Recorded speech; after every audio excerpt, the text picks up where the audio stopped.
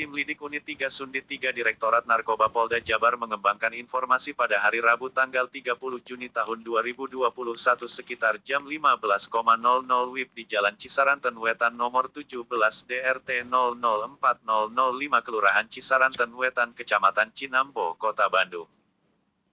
Direktorat Reserse Narkoba, Ditres Narkoba, Polda Jawa Barat berhasil mengungkap pabrik rumahan yang memproduksi 1,5 juta butir obat terlarang berlogo LL dan Y di Desa Sukajaya, Kecamatan Lembang, Kap Bandung.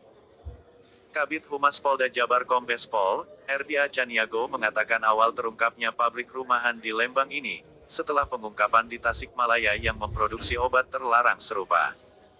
Humas Polda Jabar Pol, Erdi Caniago yang didampingi Direktur Ditres Narkoba Polda Jawa Barat, AKP Rudi Ahmad Sudrajat, SIK, MH.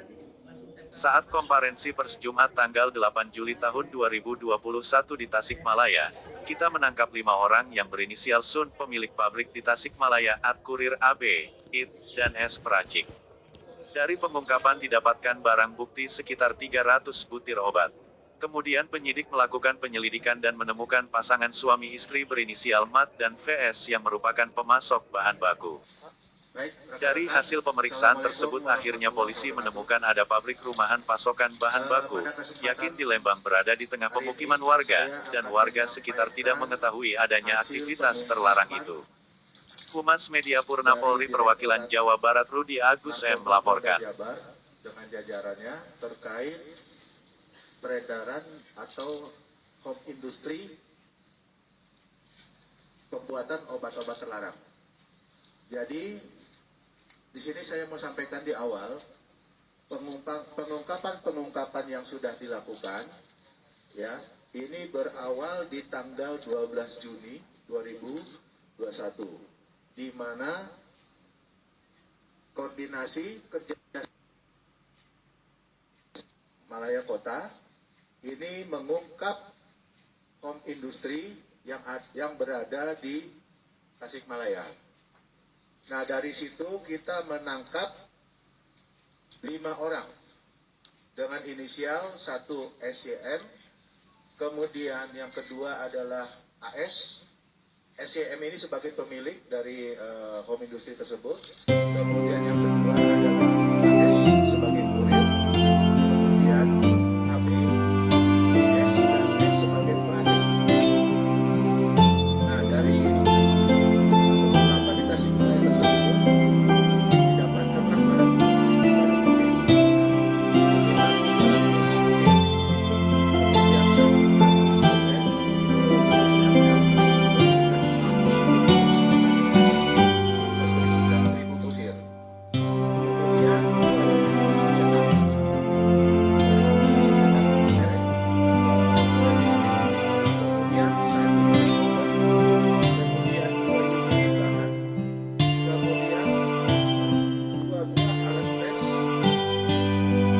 2 buah karung bahan baku granul, kemudian 11 karung bahan laktosa, lalu kemudian 20 liter alkohol, 25 kg PVP atau tepung lem, kemudian yang ke-11 adalah 3 karung tepung flosel.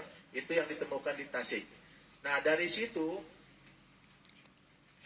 penyidik dari Direktorat Narkoba ya melakukan pengembangan dengan cara pembuntutan, surveillance, undercover dan sebagainya, sehingga di tanggal 30 Juni itu berhasil menangkap 2 orang pelaku, di mana 2 orang pelaku tersebut berkapasitas sebagai penyedia bahan baku yang berada di home industry yang di Tasik. Nah, 2 tersangka tersebut adalah sepasang suami istri. Cuma yang berperan adalah istrinya.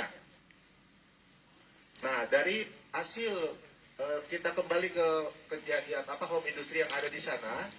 Jadi setelah penyediaan bahan baku tersebut itu tidak dilakukan pembayaran secara cash, melainkan ya saudari MAT tersebut ya hanya meminta dalam berupa pil yang di sini kan yang menerima atau yang membeli kembali bahan yang sudah jadi tersebut adalah saudari Nina atau M dengan inisial MLN.